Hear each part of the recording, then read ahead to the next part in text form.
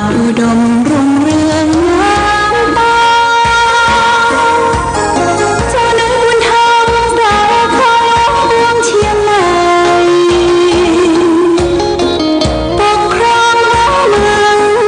ฟ้าทุ่มเทแรงกายแรงใจทุกชาติพันธุ์รวมใจรักษา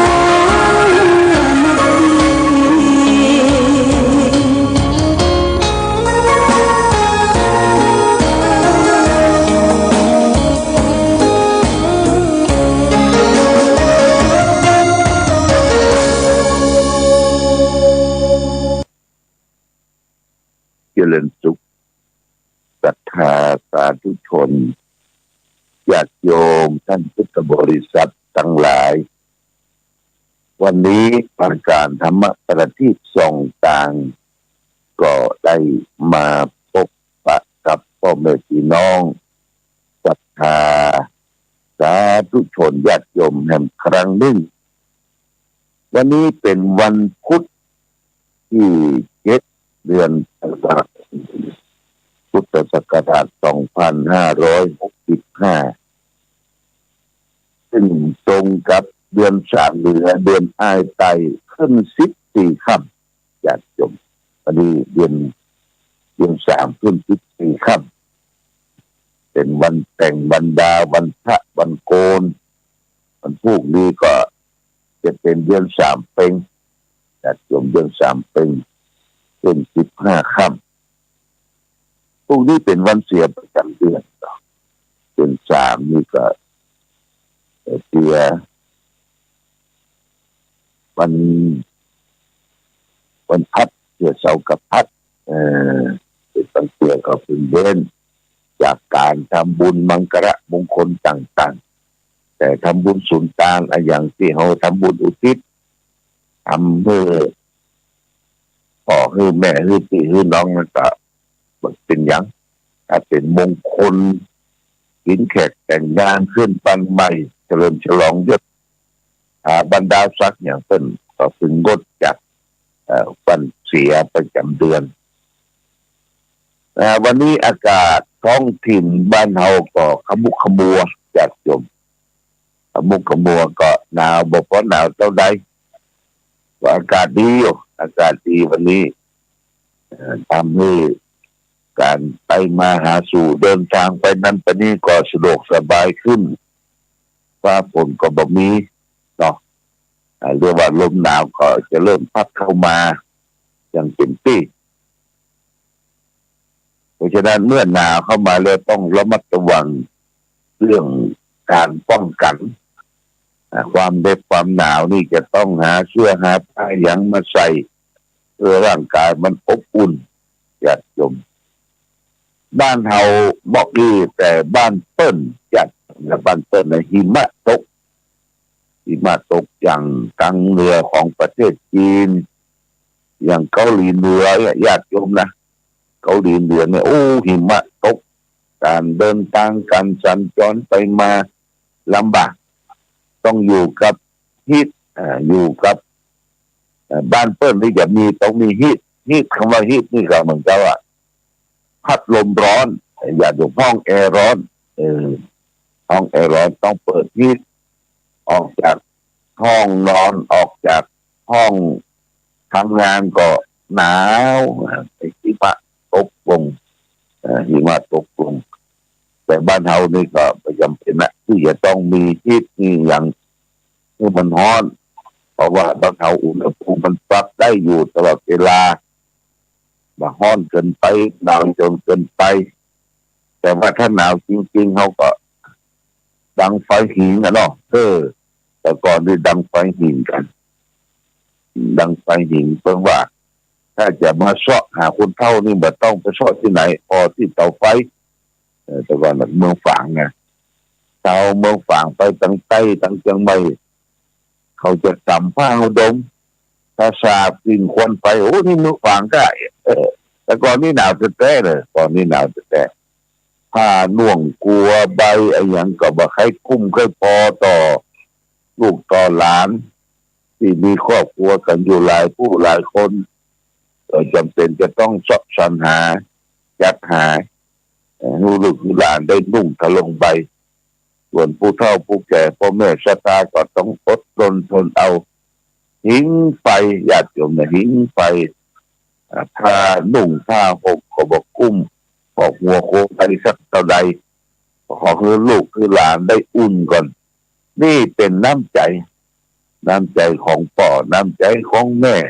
ที่มีความรักความผูกพันต่อลูกเต้าบุตรธิดาต้นก็มีความสุขเนาะมีความสุขคือลูกคือหลานได้กินอิ่มรับนอนเต็มก็เป็นที่พอใจคือการศึกษาแก่ลูกแก่เต้าบละบะทิ้งบักว่างนี่เป็นบุพการีที่สำคัญของลูกเต้าบุตรธิดาและท่านทั้งหลายเอาคนที่จะได้สืบสานรู้รักกตัญญูต่อบุพการีที่เป็นพ่อเป็นแม่เอาเนี่ยอย่างบักขาดสายเนี่ยญาติโยมมีโอกาสทำบุญเอาก็ทำบุญสุนตามไปอย่างตำราวันเสาร์นี่เป็นวันพ่อวันที่5นี่นะเอาก็มาร่วมกันประพฤติปฏิบัติสร้างสมคุณงามความดีคือตามรักษาศีลบำเพ็ญเจริญภาวนาเรียกว่าปฏิบัติธรรมในวันพ่อแห่งชาติบุญส่วนหนึ่งนั้นก็ถวายถึงอุทิศเป็นพระราชกุศลแด่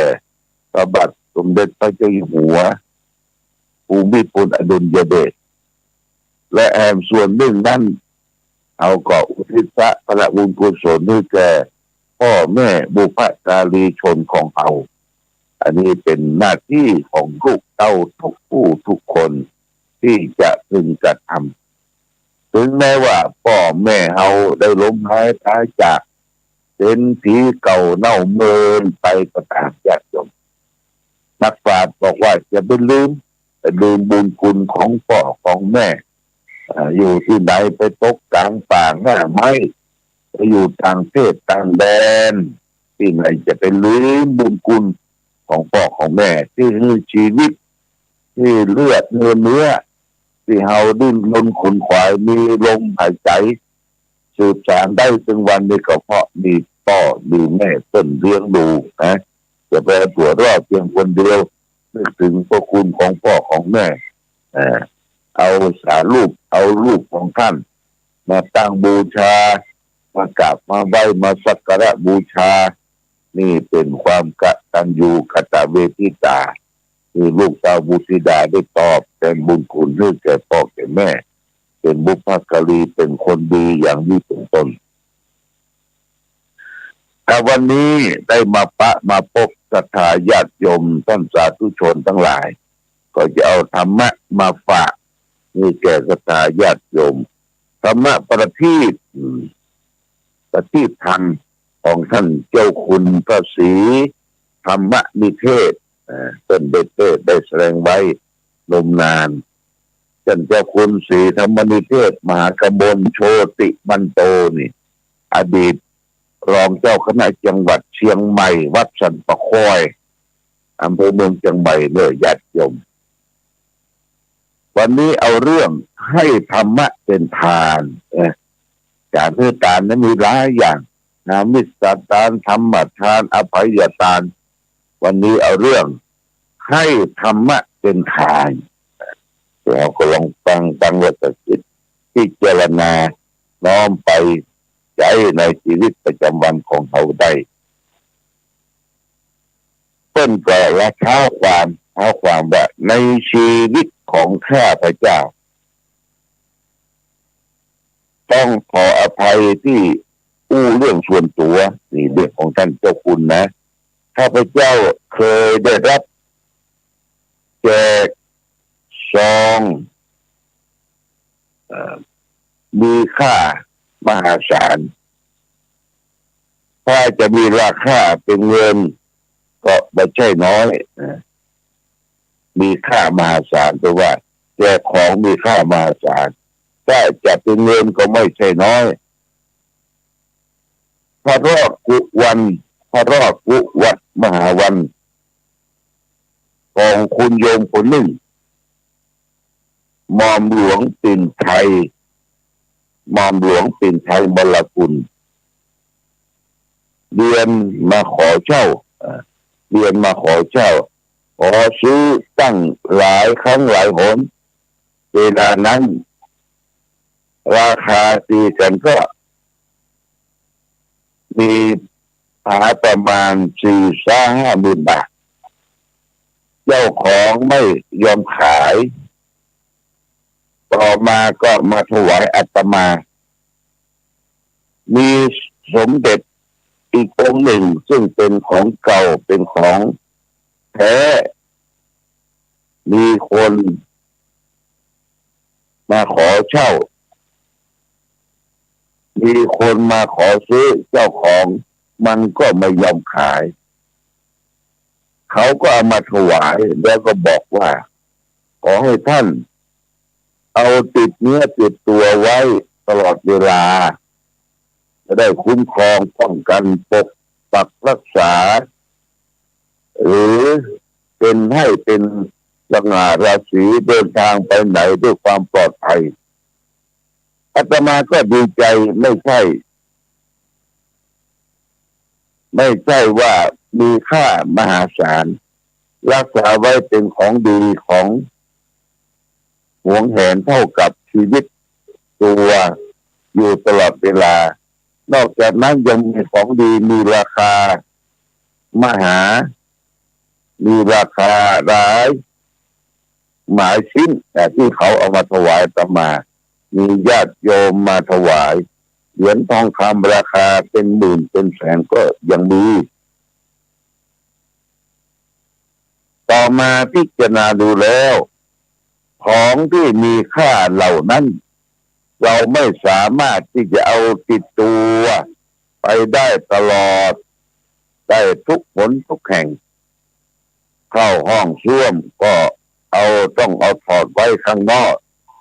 จะทำอะไรที่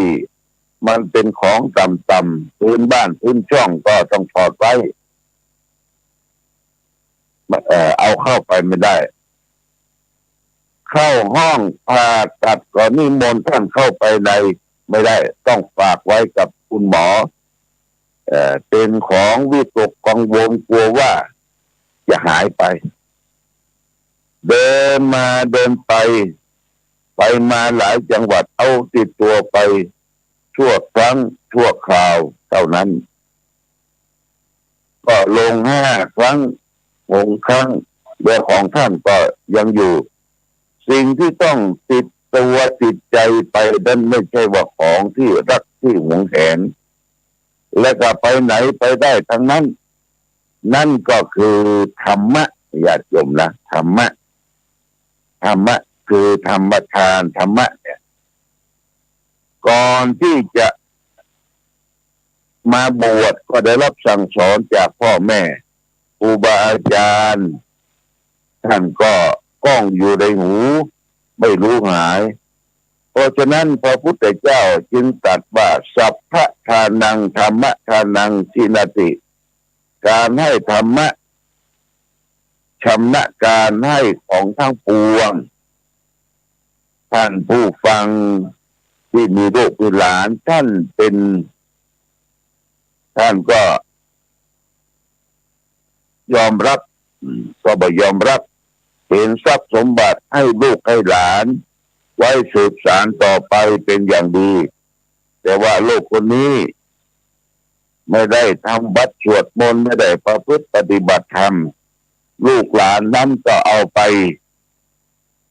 ทำแหละเอาไปกินเอาไปจ่ายไปเล่นการพนันบดนี่แต่ว่าพ่อแม่บางคนจูงลูกจูงหลานเข้าวัดเข้าวาไปหาสมบัติอันมีค่าก็คือธรรมะ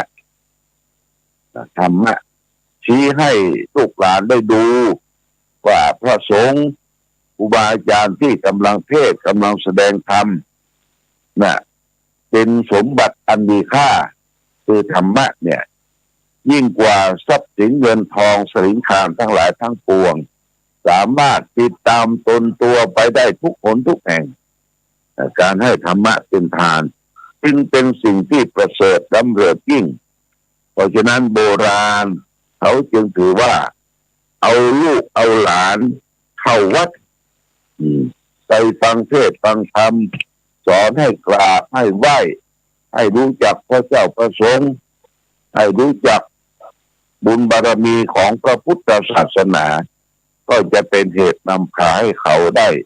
รับสิ่งที่ประเสริฐสุดก็คือธรรมะธรรมะเป็นทานนี่เป็นสิ่งสำคัญยิ่งเพราะฉะนั้นก็ขอฝากญาติโยมท่านสาธุชนทั้งหลายว่าเราพยายามอย่างยิ่งที่จะให้ธรรมะเป็นทานแจกของที่ระลึกแจกนั่นแจกนี่ยังไม่เท่ากับแจกธรรมะแจกธรรมะเพราะฉะนั้นทางวัดพระบาทอุดมนาบ่อสาวาจึงได้ลงทุน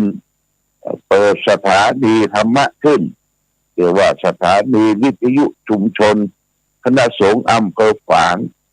เปิดไว้ตลอดทั้งกลางวันและกลางคืนญาติโยมนะสถานีก็ออกไปเผยแผ่ธรรมะเอาพระสงฆ์องค์นั้นมาเทศน์มาแสดงธรรมญาติโยมก็ติดต่อฟัง